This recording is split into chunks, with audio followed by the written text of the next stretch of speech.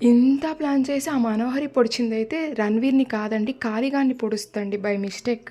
ఇంక కాళీ అయితే అలాగే రక్తం కారుతూ ఉంటే, ఇంక నువ్వా నన్ను పొడిచిందని చెప్పి అక్కడి నుంచి పారిపోతాడనమాట ఇంకా. ఇదంతా మన అంజు పాప అయితే చూసేస్తనమాట. అక్కడ మనోహరి కాళీని పొడవడాన్ని అక్కడైతే ఒక గోడ మీద అయితే చూస్తనమాట నీడ పడుతూ ఉంటే. ఇంకా అసలు అంజు పాపనే ఎందుకు ఉంచారు చెప్పండి? మిగిలిన పిల్లలు కూడా ఉన్నారు కదా! వాళ్ళలో ఎవరినో ఒకరిని ఉంచొచ్చు. ఎందుకంటే ఇంకా అంజు చిన్నది, నిద్రపోవచ్చు తను నిద్రకు మేలుకోలేక. ఇంకొకటొచ్చేసి అంజు వాళ్ళిద్దరి కూతురనమాట. ముగ్గురిని ఒకే ఫ్రేమ్‌లో ఇరికిచ్చారనమాట ఫ్యామిలీ మెంబర్స్‌ని.